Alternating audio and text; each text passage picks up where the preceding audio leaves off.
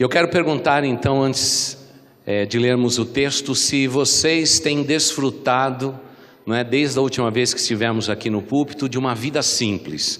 Quantos de vocês têm praticado uma vida simples aí? Ok, olha, eu vi as fotos, algumas delas, não é? E o mais curioso é que eu recebi um texto dizendo o seguinte: pastor, eu nunca imaginei que viver vida simples fosse tão complexo. É interessante, né? É porque a gente precisa, com certeza, mudar alguns hábitos. Então nós estamos sugerindo que todos vocês possam desfrutar de uma vida simples, voltando às coisas mais simples da sua vida, voltando às coisas mais básicas da sua vida, e vamos falar a partir de hoje a respeito de uma igreja simples, a importância de termos realmente uma igreja que tenha hábitos simples, porque é exatamente nas pequenas coisas e nas mais simples é que nós nos identificamos com a igreja que Jesus Cristo fundou, a tal da igreja primitiva, a igreja que todo mundo quer voltar. Então a gente precisa começar com simplicidade de coração. Portanto, precisamos ser, sim, querida igreja, uma igreja simples também. Aliás, se você parar para pensar um momento, por que Jesus Cristo veio naquele tempo e não neste? Você vai descobrir que o que Deus estava procurando era uma época onde que a simplicidade fazia parte da raça humana. É aquele momento em que Jesus Cristo veio na plenitude do tempo, nem um tempo antes, nem um tempo depois, foi naquele tempo certo. Ele veio porque os homens viviam hábitos simples em suas vidas. Então, não estamos dizendo isso, que a tecnologia e tudo que nós possamos ter seja algo mal. Precisamos de tudo isto, mas não podemos viver nos dias de hoje, como falamos durante todos aqueles domingos, uma vida completamente ligada à tecnologia, em que se houver um apagão, que é iminente na nossa nação, não é? Como as pessoas vão passar, quem sabe, 8 horas com tudo desligado, sem os seus celulares, sem a televisão, meninas, sem máquina de lavar e secar, sem micro-ondas. Eu acho que um apagão, o que ele mais mostra é que a gente corre na gaveta para apanhar velas, para acender vela pela casa, apanhar as lanternas, brincar com os nossos filhos fazendo imagem na parede a respeito de figuras interessantes. Parece que vida simples é o lugar que nós nunca deveríamos ter saído. Tanto é que todo mundo que vem para a cidade passa um período médio, segundo os estudiosos, de um período médio de 40 anos na cidade e depois volta para o interior, não é? Eu acho que essa é a cura do interior, não é? É a cura do interior, não é? A gente vai então para o mato para poder realmente se refazer, não é? É interessante isso, é muito gostoso, não é? Outro dia eu perguntei para o pessoal da moto, né? Nós vamos ter o motoculto domingo que vem, e o pessoal vai até colocar aqui no estacionamento domingo que vem, aqueles trucks foods aqui para você comer depois do culto, não é? E a gente fica vendo o que é vida simples. Um dos momentos mais raros da minha vida foi quando eu fui pela primeira vez aos Estados Unidos e um amigo meu, pastor ali, hoje ele está de volta no Brasil, da família Petrovich. Ele disse para mim o tempo todo: olha, eu vou te levar para você ver um dos grandes espetáculos dessa terra. E eu fiquei imaginando, né? A gente estava em Washington, a capital, e ele me disse isso durante dias, e o meu coração foi ficando cada vez mais ansioso. Que espetáculo é esse? Que coisa incrível é esta?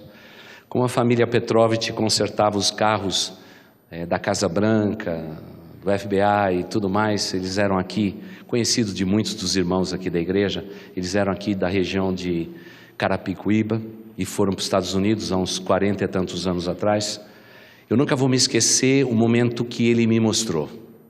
Ele olhou no relógio e disse: olha, quando for mais ou menos umas 11h30 a gente vai sair daqui, você vai ver que coisa incrível é esta.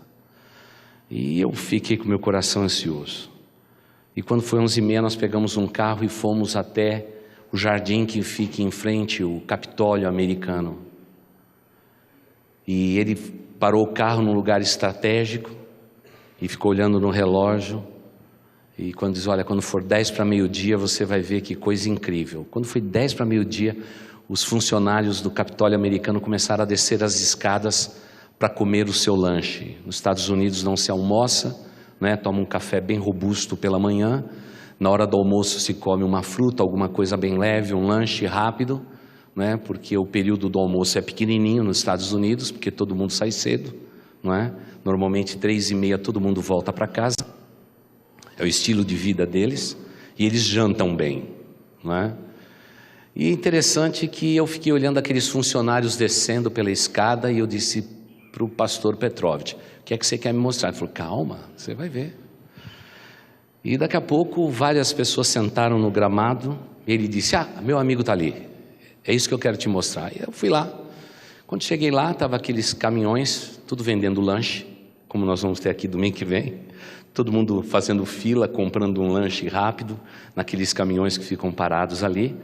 E de repente ele vai num grupo de pessoas que estavam sentados na grama, um sol gostoso, verão, naquela região, não é, que é bastante fria. E ele disse, pediu licença e me apresentou. E aí um senhor se levantou, pediu para que ele segurasse o lanche, limpou a sua mão no lenço, não é? Ele estava com um suspensório assim bonito, né? Sem paletó. Ele me cumprimentou e ele deu o cartão dele.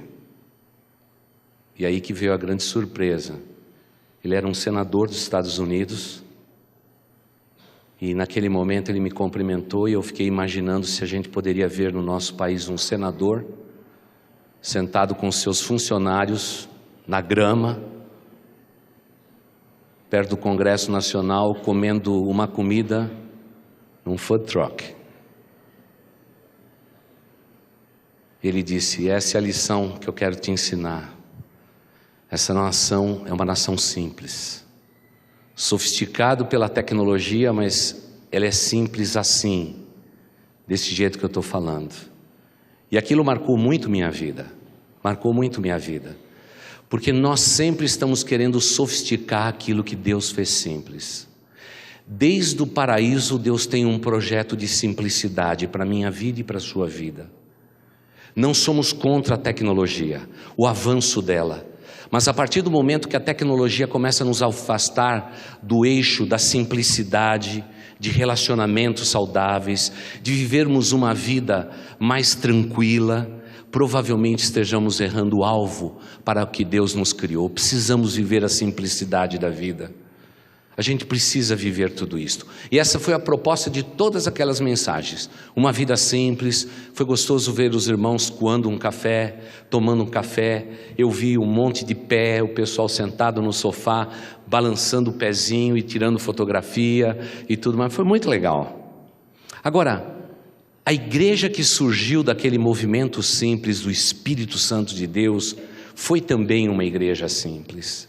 Vejamos a maneira com que aquela igreja surgiu, por isso temos que ter, sem dúvida nenhuma, uma igreja simples. Precisamos praticar uma igreja simples. Vamos para o texto. Mesmo assentados como vocês estão, nós vamos ler o texto fantástico, tá bom? Vocês podem projetar para mim, por gentileza, o texto de Atos dos Apóstolos, capítulo 2, os versículos de 41 até 47. Olha o que diz o texto. Os que aceitaram a mensagem foram batizados, e naquele dia houve um acréscimo de cerca de 3.000 pessoas. Eles se dedicavam ao ensino dos apóstolos e à comunhão e ao partir do pão e às orações. Todos estavam cheios de temor e muitas maravilhas e sinais eram feitos pelos apóstolos. Os que criam mantinham-se unidos e tinham tudo em comum. Vendendo suas propriedades e bens, distribuía a cada um conforme a sua necessidade. Todos os dias continuavam a reunir-se no pátio do templo, partindo o pão em suas casas e juntos participavam das refeições com alegria e sinceridade.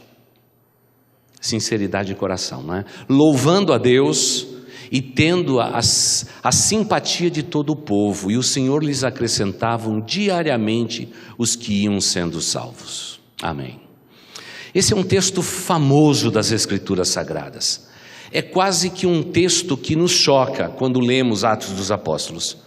Porque veja só, parece que o temor dos evangelhos escritos é que os discípulos, os seguidores de Cristo Jesus, mesmo tendo uma tarefa enorme para cumprir, quando da morte de Cristo Jesus e a sua ressurreição, eles estavam com medo, trancafiados num cenáculo. Mas a partir do momento em que o Espírito Santo é derramado sobre toda a carne, a partir do momento em que o Espírito Santo é dado a todas as pessoas, começa um movimento diferente. É um movimento que começava na vida de quem cria, se espalhava assim pelo templo, ou pelas sinagogas daquele tempo, ou até no átrio do pátio dos templos daquele tempo, mas se derramava também nos lares. E parece que essa era a chave, o segredo de tudo aquilo. Estamos como igreja nos preparando para no ano que vem começarmos pequenos grupos. E por que vamos começar pequenos grupos? Porque precisamos, toda igreja quando chega a acrescentar 3.000 pessoas ao seu hall de membros, o que acontece é que precisamos ter um meio de pastorear as ovelhas de uma maneira mais direta. E é o que nós vamos fazer o ano que vem. Estamos aí hoje tirando turistas, gente que vem e não vem, talvez sejamos hoje 2.700 pessoas. Que se divide em 2 cultos, pela manhã e à noite, e temos um grupo agora de 612 pessoas fiéis, que estão em ambos os cultos. Interessante. E aliás, temos uma outra igreja na quarta-feira, uma outra igreja bem diferente na quarta-feira. Mas seja como for, esse é o momento que nós e todas as igrejas estão vivendo em São Paulo. É por isso que se multiplica cultos. Mas nós queremos crescer nos lares. Então é por isso que nós estamos falando de uma vida simples para você, mas queremos também falar de uma igreja simples. Uma igreja que se reúne no templo, mas uma igreja também que pratica a comunhão dentro dos lares. Então, começamos agora então uma contagem regressiva para que no ano que vem, já em fevereiro, possamos começar a multiplicar pequenos grupos em nossa igreja, porque como diz o texto aqui, quando 3.000 se agregaram à igreja, eles começaram a se reunir tanto no templo, como também partindo o pão em casa com singeleza de coração, com simplicidade. É o que nós faremos. Bom, pastor, qual que é o ponto? O ponto é simples. Desde 1974, um grupo de homens se reuniram para um encontro que foi um dos encontros mais importantes da igreja em Lausanne. Lausanne, 1974. Reuniu-se em Lausanne, se reuniram ali pessoas do mundo inteiro para falar a respeito do futuro da igreja. E um dos documentos que surgiram em 74, há 41 anos atrás, um dos documentos mais incríveis, foi escrito por um teólogo que cuidou realmente de um grupo de trabalho que falava como a igreja deveria enfrentar os próximos 50 anos. Primeiramente falaram de 30 e depois de 50 anos. E lá já se falava a respeito da igreja manter a sua simplicidade, porque eles já percebiam, imagine só, em 74, com a força da mídia e da televisão, que o crescimento tecnológico dominaria todos os meios de comunicação. Baseado nisto, eles fizeram, um documento que conta de 6 itens, falando a respeito de vida simples. Isso em 74, veja só, há 41 anos atrás. E o mais interessante de tudo é que já lá naquele tempo, com toda a sabedoria, deixando de lado toda a parte teológica que foi muito pesada a respeito de como a igreja deveria definir a Trindade Divina, Espírito Santo, doutrinariamente tudo que foi discutido, o documento que John Stott escreveu, junto com outras 50 pessoas, foi magnífico. Porque ele dizia o seguinte: não importa quanto o mundo possa prosperar na tecnologia, nós seremos o povo do livro na mão. Eu sei que agora nós temos também os tablets, temos os iPhones na mão, como foram usados em profusão agora enquanto líamos a Bíblia. Ótimo. Mas parece que já desde 74 já dizia o seguinte: o caminho que a igreja deve trilhar é um caminho de simplicidade. E é isso que nós queremos propor nos domingos pela manhã a respeito desta igreja simples que precisamos ser. E aí estamos falando a respeito da unidade nossa, estamos falando de todos nós enquanto corpo espiritual, como precisamos praticar a simplicidade. Eu não estou falando a respeito de acabamento de uma parede, eu não estou falando a respeito de um piso no chão, eu estou falando do teu coração, porque você é a igreja, nós somos a igreja.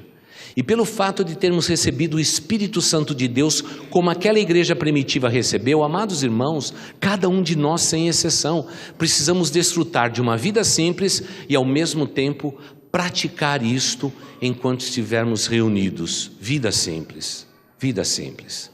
Isso é muito gostoso. O compromisso que nós temos com Deus passa pela simplicidade também.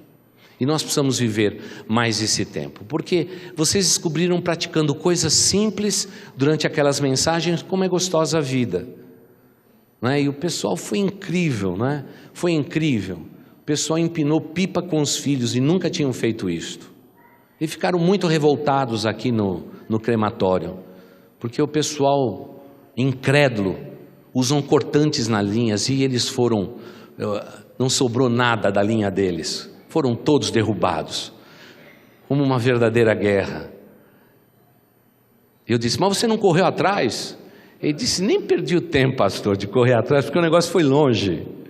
Pois é vida simples, como eu preciso de vida simples. Agora, a igreja de Jesus, enquanto a igreja, precisa passar pela simplicidade. Veja o que diz o verso 41. Os que aceitaram a mensagem foram batizados e naquele dia houve um acréscimo de cerca de 3.000 pessoas. Irmãos, eles crerem já foram batizados. Hoje há uma necessidade da gente fazer classe doutrinária, explicar a respeito do batismo, porque se multiplicou muita doutrina no mundo. Então a gente simplesmente dá instrução, mas nada impede que alguém creia em Deus e seja batizado. Aliás, o batismo não salva. Quem salva é Jesus. E o texto diz que imediatamente tocados por Deus, naquele acréscimo, naquela mensagem piedosa de Pedro, cheio de ousadia, se agregaram 3.000 pessoas. E agora o que eu faço? Imagine por um momento, se eu estivesse pregando aqui, nesse exato momento, 3.000 pessoas se convertessem. O que é que nós faríamos? Como igreja, como que você cuida de mais 3.000 pessoas? Como é que você faz isso? Essa foi a maneira com que a igreja reagiu à explosão de crescimento. Tanto é que, passado poucos anos, só em Jerusalém, já tinha-se a certeza que perto de 1 milhão de pessoas criam em Cristo. É incrível, o crescimento foi exponencial, gigantesco. Mais tarde, até Roma vai na verdade, se render ao cristianismo porque não dava como deter. Mas baseado nesse crescimento, existem coisas que foram praticadas que são simples, que uma igreja deve praticar, que eu e você devemos praticar, para que possamos nos manter unidos, para que possamos nos manter juntos como igreja, como corpo espiritual, e praticando tudo isso. Diz o texto: eles se dedicavam ao ensino dos apóstolos. A razão por que se dedicavam ao ensino dos apóstolos é porque não havia uma Bíblia escrita ainda. A Bíblia vai demorar ainda mais de 100 anos para ser unida, recomposta. Não havia Bíblia, não havia Bíblia. O que havia era a autoridade dos apóstolos, que receberam o Espírito Santo de Deus e que recordavam ao coração de todos o que Cristo tinha ensinado, com toda a fidelidade, com todo o critério, e as pessoas se aglutinavam ao redor deles. E os apóstolos entenderam que aquilo precisava ser multiplicado, e o único meio de multiplicação seria capacitar líderes para que eles pudessem liderar pequenos grupos, para que a igreja continuasse crescendo, mas fosse e continuasse sendo uma igreja sadia na sua essência. É por isso que a doutrina dos apóstolos, sinais e maravilhas, eram necessários para que as pessoas crescem, que eles falavam de fato em nome do Messias e do próprio Deus. Por isso que os sinais e maravilhas são muito mais abundantes naquele tempo do que é hoje. Não é porque Deus deixou de fazer milagres, Ele continua fazendo os seus milagres, sempre que necessário, sempre que a fé for movida. Mas hoje eles são em menores proporções, porque nós já temos a Bíblia composta. Porque naquele tempo um homem dizia assim: você está me ensinando isso, então eu pergunto, qual o sinal que você me dá? Da parte de Deus, para que eu creia no que você ensinou. Então sinais, maravilhas, curas incríveis aconteciam, para autenticar a palavra dos apóstolos. Mas o ensino era fundamental. Então agora vamos para uma igreja simples. Todas as oportunidades que você tiver para estar com alguém estudando as Escrituras Sagradas, venha, participe. Isso é simplicidade. Mas pastor, eu tenho muito tempo de vida cristã. Venha. Pastor, eu já ouvi falar a respeito desse assunto várias vezes. Venha. Porque este é o sinal de uma igreja simples. Uma igreja que está ao redor da palavra de Deus. Não só no domingo enquanto o pastor prega, ou quando os pastores da igreja pregam, mas no dia a dia da nossa vida e da nossa existência. Quando estivermos sozinhos, estaremos ao redor da palavra de Deus. Quando estivermos reunidos com um irmão, vamos orar juntos, vamos recordar textos bíblicos, porque nós vivemos ao redor da palavra de Deus. A centralidade da palavra de Deus é que tornava aquela igreja uma igreja simples. Outro dia, eu vi uma foto muito bonita do pessoal, não é? Nós nesse domingo vamos ter o pessoal da moto, logo em seguida vamos ter o pessoal que corre pela cidade, e logo depois que a gente construiu uma pista bem bonita de skate, nós vamos ter o pessoal do skate. Vamos continuar multiplicando grupos, mas quais são os objetivos? Tem que ser sempre a centralidade da palavra de Deus e o testemunho cristão. E aí no grupo de skate foi muito legal. Cristo na base, eles já deram o nome. A centralidade da palavra de Deus, estudo bíblico e oração para esses meninos. É assim. Nós nos reunimos sempre para isto. Uma igreja simples está sempre ao redor da palavra de Deus. Uma vida simples está sempre ao redor da palavra de Deus. Nós precisamos pontuar a nossa vida pela palavra de Deus, porque ela é importante. Qual foi a última vez que você abriu a sua Bíblia só, na presença de Deus? Faz muito tempo.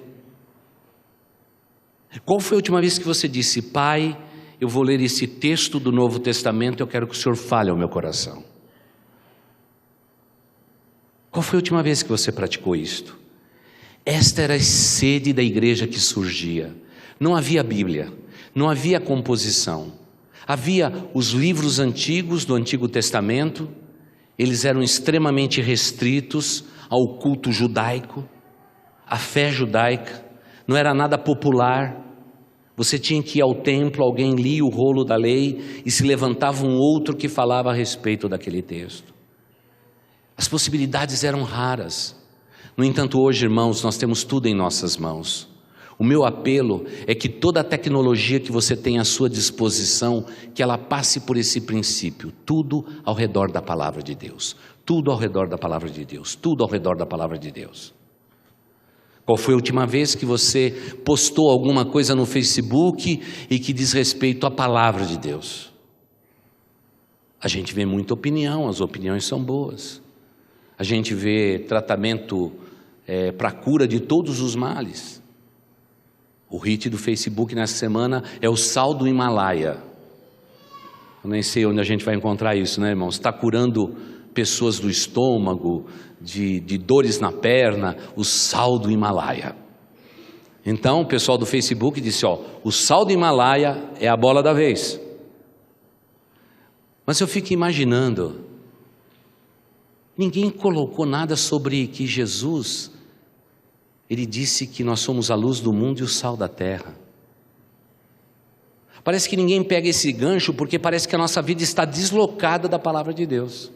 Somos crentes, porém, a nossa vida está deslocada da palavra de Deus. Estamos vivendo na periferia das circunstâncias humanas, porque nossa vida está deslocada da palavra de Deus. O apelo de uma vida simples, de uma igreja simples, é que a gente volte para as Escrituras. A gente volte a anotar os textos. Irmãos, por favor, como o pastor tem dito tantas vezes ao longo do nosso relacionamento, por favor, pegue sua Bíblia, anote os textos, risque, sublinhe. Irmãos, tem gente que acha que isso é uma blasfêmia, você riscar a palavra de Deus. Pode anotar, anote tudo, isso ajuda você a achar os textos. Rabisque sua Bíblia. Não adianta chegar no céu com uma Bíblia intacta, que você ganhou no dia da tua conversão, porque no céu não vai ter Bíblia. No céu também não vai ter pastor, fica tranquilo. Os pastores estarão lá, mas não vai ter um pastor para dirigir o culto, não. Fica tranquilo. Isso são coisas humanas e necessárias para o momento que a igreja vive. Quando trazemos todo esse povo, imagina o exercício que a gente faz. Nós temos pessoas aqui que se deslocaram 60 quilômetros para estar aqui. 60 quilômetros para estar aqui num culto como este. A maioria dos membros da nossa igreja, há 20 anos atrás, quando nós chegamos na igreja, a maioria absoluta dos membros viviam 80% ao redor da igreja. 20% estavam acima de 4 quilômetros da igreja. Hoje se inverteu tudo. Hoje 70% da nossa igreja, 70% da nossa igreja está a mais de 4 quilômetros de distância. E temos 30% que está na circunferência de 4 quilômetros aqui dentro desse círculo. Você percebe a mudança? Imagine só o desafio de trazer todos vocês domingo de manhã para a igreja. Todo mundo que é pai aqui sabe como é duro acordar as crianças, né? Eles não querem acordar. Ô Júnior, você está fazendo assim porque é verdade, né? Precisa jogar água no menino, né? Pois é, porque eles aproveitam o sábado, os nossos jovens aproveitam o sábado até quando eles podem. Eles saem daqui e vão comer pizza, vão comer esfirra, vão comer... Aliás, eles só comem depois da reunião. E irmãos, e depois chegam em casa, tarde, vão dormir, e é duro vir na escola bíblica dominical. É difícil vir no SEB, não é? Mas toda vez que nós fazemos isso com os nossos filhos, nós estamos dizendo o seguinte: você precisa ter a sua vida centralizada nas Escrituras Sagradas, porque assim deve ser a sua vida simples, porque você vai viver numa igreja simples, que está sempre orbitando ao redor da palavra de Deus. Assim surgiu a igreja, eles perseveravam na doutrina dos apóstolos, era com essa simplicidade de coração que eles se aproximavam de Deus. Sabe qual foi a vantagem da igreja de Jesus, diante, por exemplo, da sinagoga dos judeus? Por que a igreja crescia mais naquele tempo? É porque as pessoas interpretavam o que Jesus Cristo dizia. Imagine só por um instante, enquanto o povo judeu continuava centrado numa língua só, ainda que em Jerusalém houvesse mais de 17 nacionalidades, como a gente vê na descida do Espírito Santo. Tanto é que o Espírito Santo teve que quebrar essa barreira da língua, provocando milagre no ouvido de todo mundo, para todo mundo ouvir das grandezas de Deus, na língua em que eles eram nascidos. Deus estava quebrando as barreiras todas. A igreja de Cristo se reunia no templo, ao redor da palavra de Deus, ouvindo o que os apóstolos tinham para dizer, e ao mesmo tempo eles transplantavam. Eles recebiam daqui, porque a sua vida era centrada na doutrina dos apóstolos, e eles repartiam com todas as pessoas o que Jesus Cristo tinha feito e ensinado. Eles absorviam dos apóstolos e eles dividiam, multiplicavam, interpretando as Escrituras, porque eles ouviram e disse: Jesus ensinou isto a respeito dessa doutrina, é isso que ele falou sobre o perdão, é isso que ele falou sobre os pacificadores, é isso que Jesus ensinou a respeito de contendas, é isso que Jesus Cristo ensinou a respeito de como um marido deve tratar uma mulher, e etc, etc. Essa é a beleza, porque eles ouviram dos apóstolos e eles praticaram em suas vidas, fazendo o que Jesus Cristo recomendou, que vocês não sejam meramente ouvintes da palavra de Deus, mas sejam pessoas que pratiquem a palavra de Deus. E para praticar a palavra de Deus, a gente tem que deslocar o eixo da nossa vida, para o eixo da palavra de Deus, que é a palavra eterna do nosso Senhor. Precisamos ter uma vida centrada na palavra de Deus. E, amados da igreja, nós não conseguimos fazer isto num culto. Eu volto já ao culto, mas pense comigo por um instante. Quando a igreja cristã dominou todo mundo, era dado simplesmente aos clérigos o poder da oratória e da prédica, e que era feito em latim. Imagine por um momento você está aqui e o pastor está falando em latim. Você não tem acesso, você simplesmente entende determinadas palavras, porque foi através da língua dominada que Roma, o Império de Roma, através do cristianismo, dominou o mundo. E olha, nós não estamos falando de um período muito longo. Lembre-se que as missas no Brasil eram celebradas em latim até a década de 40. Com o advento da década de 50, isso começou a mudar. Mas mesmo assim, os clérigos precisam ter o texto da homilia a ser pregada, sugerida pela sede central do poder católico no mundo. Imagine por um momento a dificuldade que as pessoas tinham de se alimentar da própria palavra de Deus. Não é à toa que Martinho Lutero fez o que fez, porque além de todos os desvios do século XVI, havia algo terrível. As pessoas não tinham a palavra de Deus na sua própria língua. É por isso que o primeiro texto a ser impresso em um livro, em uma página, foi o texto das Escrituras Sagradas. Quando Gutenberg inventou os caracteres do tipo gráfico, a primeira página que ele imprimiu foi a Bíblia Sagrada, o livro universal, tornando aquela língua difícil do latim transposta para o alemão, e houve a revolução que houve. O que aconteceu com a igreja? A igreja saiu do eixo dos apóstolos e foi para a periferia. Quando na reforma protestante ela volta para as escrituras e diz que a escritura é infalível, é a palavra de Deus, bum, o crescimento volta. E aí vem o ponto da minha preocupação para voltarmos a falar em cultos.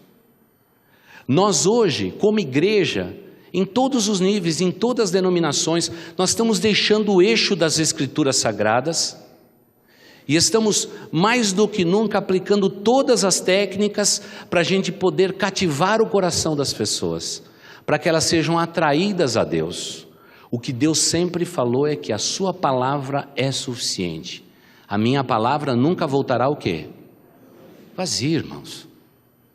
Imagine por um momento eu evangelizando uma pessoa, dizendo, olha, eu quero dizer para você que Jesus é bom. A pessoa fala, que bom. Eu disse, olha, Jesus foi lindo para mim. A pessoa falou assim, que bom para você. Olha, e eu queria convencer você, por aquilo que eu sei de Jesus, que Jesus é bom, Ele é Salvador, Ele faz um bocado de coisa e sua vida vai ser mudada. O meu interlocutor vai dizer, legal, eu vou pensar nisto. Agora, imagine quando você diz assim, e conhecereis a verdade, e a verdade vos libertará.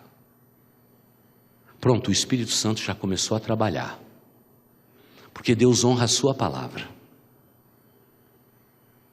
Eu sei que nós estamos criando ao longo dos anos técnicas de evangelizar, 4 leis espirituais, caminho de Romano, estamos fazendo toda essa caminhada. Tudo bem, são métodos, são bons. Mas nada substitui o poder da palavra de Deus. Se você quer realmente fazer um trabalho digno de um servo de Deus, use mais a palavra de Deus, porque tudo na vida está nos roubando o eixo da centralidade da palavra de Deus. E nós precisamos voltar às Escrituras Sagradas, precisamos voltar às Escrituras Sagradas mais do que nunca. Por quê? Porque, amados irmãos, a gente tem se deslocado desse eixo. E quando a gente se desloca desse eixo, a gente pode ter até muitas pessoas dentro de um santuário como este, mas vai ver pouco de Deus no coração das pessoas. E aí não vale. Multidão por multidão, não vale. Porque há quem diga que a voz do povo é a voz de Deus. Irmãos, de Gênesis a Apocalipse, eu nunca achei um texto que diga que a voz do povo é a voz de Deus. Pelo contrário, diz que a voz de Deus é a voz de Deus e a voz do povo é a voz do povo. É o que eu vejo. Parece que não é muito democrático isto. Mas o que eu quero lembrar é que a nova comunidade que surgiu, essa nova comunidade, ela surgiu centralizada completamente na palavra de Deus. Qual que é o eixo da tua vida? A palavra de Deus. O que eu tenho que ter mais em minha vida? Palavra de Deus. Agora eu pergunto, o que é que nós menos temos na nossa vida? Palavra de Deus. Já percebeu isso? Já percebeu? Eu não estou falando especificamente de alguém aqui dentro do santuário. Eu estou dizendo o seguinte, hoje nós estamos cheios de coisas e pouco da palavra de Deus. E é por isso que não há a multiplicação como deveria haver, porque nós fugimos do eixo da centralidade da palavra de Deus. Eu passei por um seminário e não fui em nenhum momento obrigado a decorar textos bíblicos. No entanto, a gente faz isso com as crianças, não fazemos? Ontem, por exemplo, eu tomei um banho maravilhoso, com 2 moças lindas numa banheira, minhas netas. Foi muito legal. Eu aproveito cada oportunidade para ensinar a palavra de Deus. Estamos lá boiando, contando história. E eu disse assim, o que vocês gostaram? Aí uma delas disse assim, aquela espada de princesa. Eu falei, espada, deixa eu contar uma história sobre espada. Você sabe que quando Jesus, um pouco antes de ir para a cruz, ele foi preso. E no momento que ele foi preso, eu me lembro de uma espada. Os olhos azuis dela estavam regalados. Eu disse, é verdade. Imagina a centralidade da palavra de Deus dentro de uma banheira. Eu disse, olha, quando os homens vieram prender Jesus para levar ele para a cruz, para ele ser crucificado, uma delas disse, foi triste, né, Dido? Eu falei, foi triste. Mas sabe que Pedro, que era amigo de Jesus, ele ficou tão bravo naquela hora que vieram prender Jesus, que ele pegou a espada de um soldado, o soldado nem sacou da espada, a multidão vinha com varapaus e tochas, mas Pedro estava tão nervoso com aquela circunstância, que ele pegou a espada do odre de um soldado da guarda pretoriana, e sabe o que ele fez? Ele cortou a orelha de um moço, assim ó, deve ter doído bastante. Eu falei, doeu. Eu falei, sabe quem era o nome de quem cortou a orelha? Pedro. Amigo de Jesus, Pedro. Foi Pedro. Eu não contei essa parte, mas vou contar para você. Pedro não era soldado, era pescador, porque no fundo ele queria acertar a cabeça. Mas como ele era pescador, ele só arrancou um pedaço da orelha. Sabe como que é pescador, né? Pescador, quando lança para onde dá. É verdade.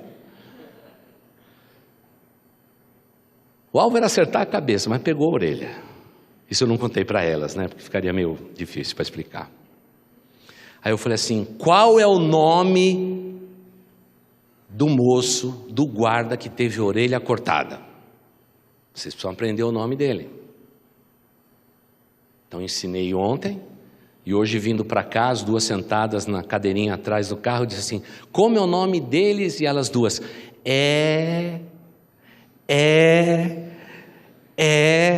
Eu falei, fica tranquila, porque lá na igreja, apenas 5% da igreja vai saber qual é o nome do soldado. Quem sabe não fala. Quem tem medo de responder, fica escondido atrás da nuca de alguém. Mas qual era o nome dele? Malco. Pode ser cultura inútil, mas não é. Sabe por quê? Tudo isso faz sentido na vida cristã. E sabe o mais legal de tudo? É a aplicação que toda vez que a gente faz era aquilo que um culto em latim não podia fazer pelas pessoas, ou um culto hebraico não podia fazer pelas pessoas. É quando eu disse assim para elas, sabe de uma coisa? Jesus Cristo pegou a mão dele e colocou na orelha do soldado e curou a orelha dele. E aí, elas pulando na água, dizem assim, é assim que a gente, quando está com dodói, a gente pede para Jesus curar, né? Eu falei, é o mesmo princípio, pronto, já está aplicado. Porque até na banheira nós temos que ter centralidade da palavra de Deus. Nós não podemos perder de vista a oportunidade de influenciar as futuras gerações com a palavra de Deus. Temos que ter a centralidade da palavra de Deus. Precisamos contar essa história para as futuras gerações, como esses pais que vieram à frente segurando os seus bebês. Assim, quando eles compreenderem, já vamos influenciar, porque nós somos o povo da Bíblia. Aliás, no Nordeste do Brasil, não é? Parte do Espírito Santo e Rio de Janeiro, nós somos chamados de Bíblias, porque a gente carregava a Bíblia para onde ia. Então deixa eu perguntar, quantos de vocês, tirando os seus smartphones, os seus tablets, quantos de vocês estão com uma Bíblia aí? Levante para eu ver.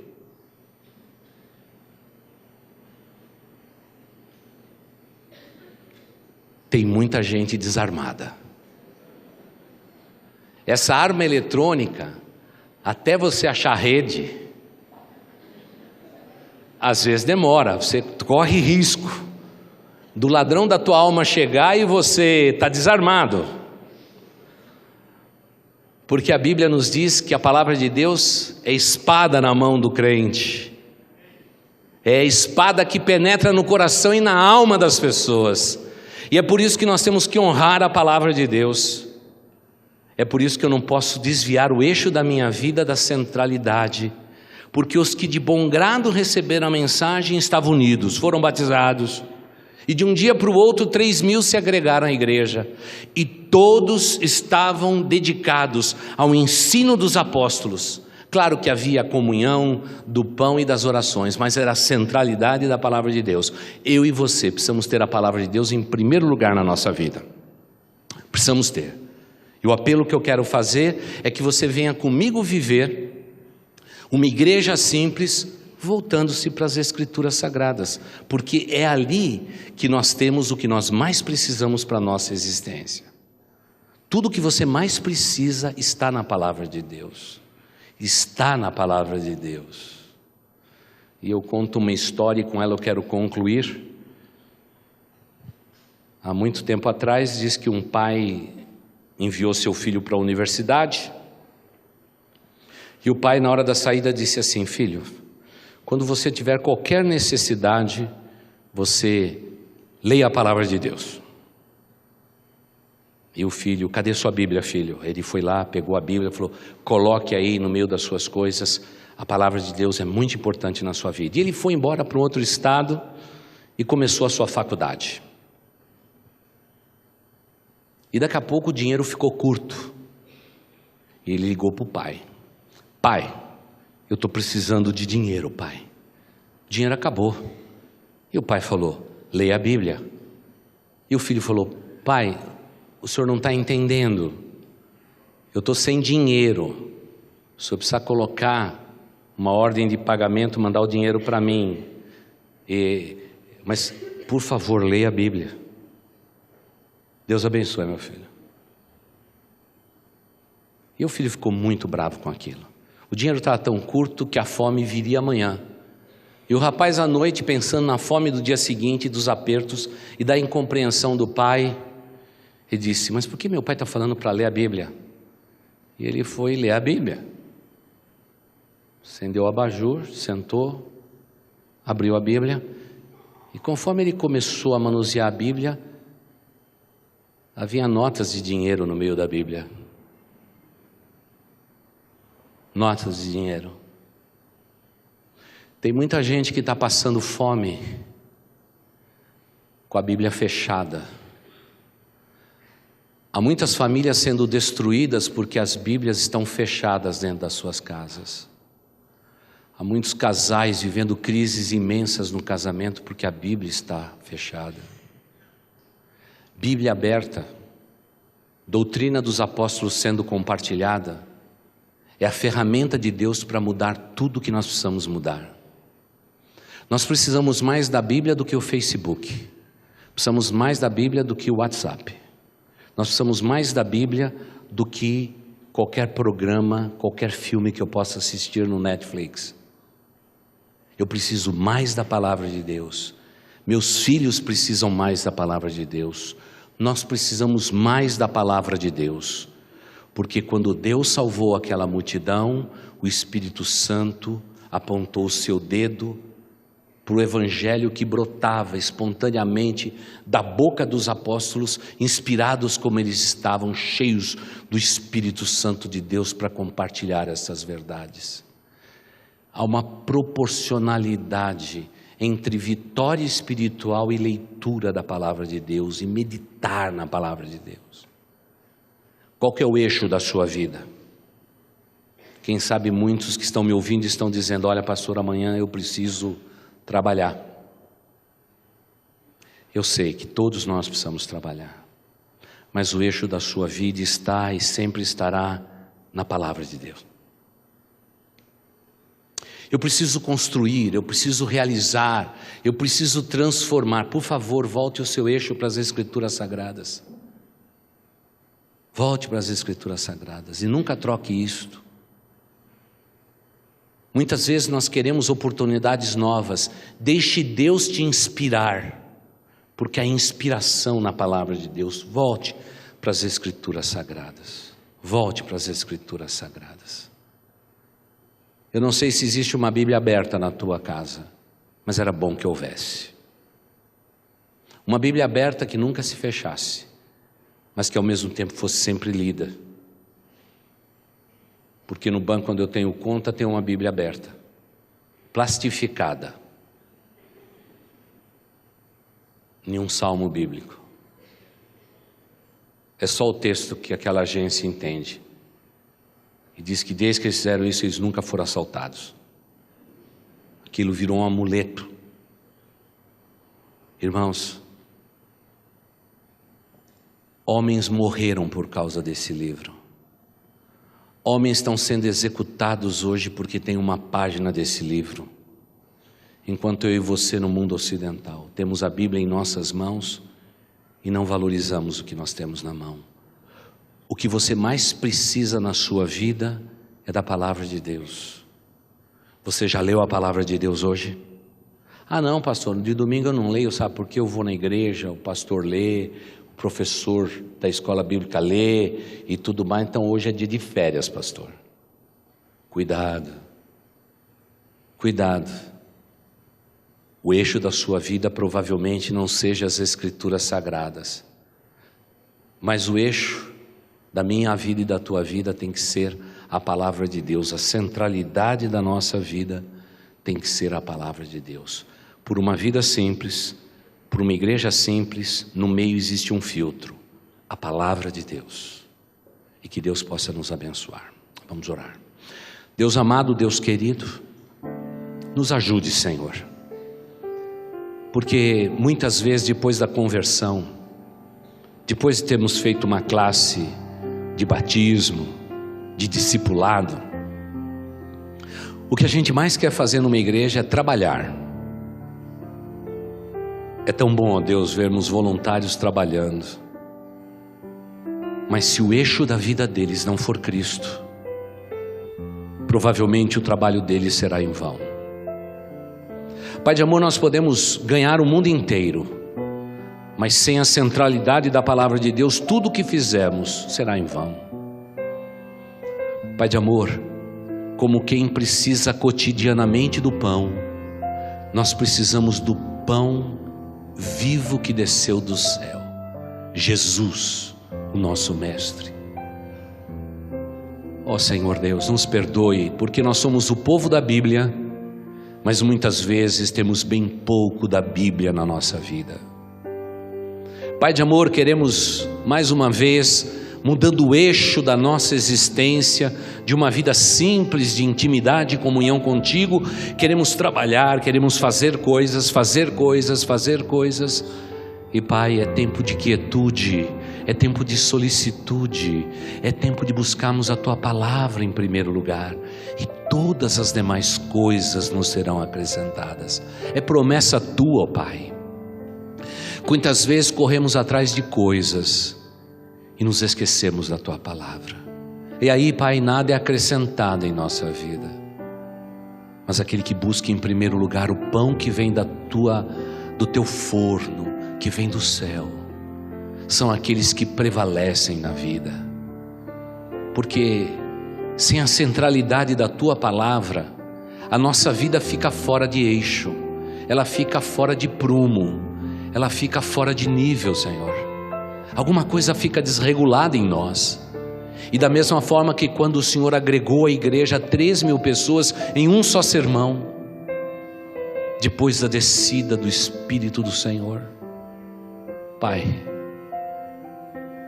aqueles homens e aquelas mulheres com sede, com fome, buscar a centralidade da Tua palavra.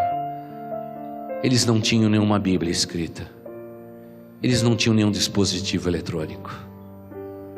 Nós temos tudo isto, e no entanto não temos feito nada com a Tua palavra.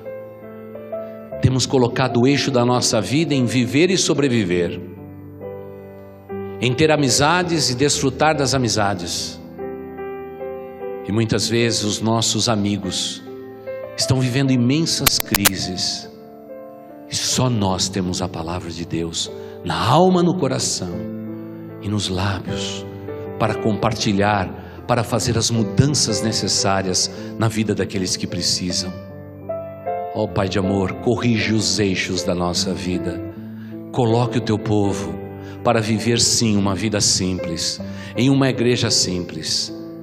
E quer na nossa vida, quer a igreja, que a centralidade da palavra de Deus seja sempre a primeira. Coloque, ó Deus, um púlpito nas nossas mentes, e ali uma Bíblia aberta, e que cada um de nós possamos ser os sacerdotes, que diariamente atravessa o lugar santíssimo, e come da Tua palavra, e se alimenta da Tua palavra, para viver uma vida cristocêntrica, onde Cristo está no centro da existência nossa. E só podemos viver uma vida cristocêntrica quando a palavra de Deus for elemento principal, essencial da nossa existência. Muda os nossos hábitos, Senhor. Nos coloca de volta ao primeiro amor, a estarmos lendo a palavra de Deus. Que nesta tarde possamos ver os nossos filhos lendo a Tua palavra. Ah, Pai, que possamos ver os avós colocando os seus óculos e lendo as Escrituras Sagradas, e deixando a Deus uma herança de fé para os seus descendentes. Pai de amor, que as esposas possam ver os seus maridos lendo as Escrituras Sagradas, que os maridos possam ver com um cantinho dos olhos a esposa querida e amada, com a Bíblia no colo, com os olhos fechados e orando a Deus. Pai de amor, que daqui a pouco, quando formos almoçar, que as mãos estejam estendidas em oração nos lugares onde o Senhor nos colocar, e que seja erguido um altar naquele restaurante, naquela casa, na casa de um amigo, ó Pai, mas que sejamos o povo da Bíblia. Estamos jogando tanta conversa fora, quando deveríamos colocar toda a conversa de Deus em ordem para a nossa existência. Que, Pai, a partir de hoje à tarde, nos Facebooks da vida, possamos ver textos bíblicos sendo compartilhados, porque a Tua palavra, uma vez compartilhada, tem o poder de mudar uma vida, porque a Tua palavra nunca volta vazia. Ó Deus, muda o eixo da nossa existência, coloca a nossa vida no eixo certo, tendo Cristo como centro da nossa existência. Este, Pai, é o nosso desejo, e esta é a nossa oração, e nós a fazemos em nome do Senhor Jesus. Amém. Abrace seu irmão em Cristo e diga a ele: olha, uma igreja simples é que eu que desejo para você. Vão em paz, queridos, e que Deus os abençoe. Até logo mais às 18 horas para mais um tema grande da palavra de Deus. Vão em paz, queridos, que Deus os abençoe. E nunca se esqueça que em boas novas a gente sempre se encontra.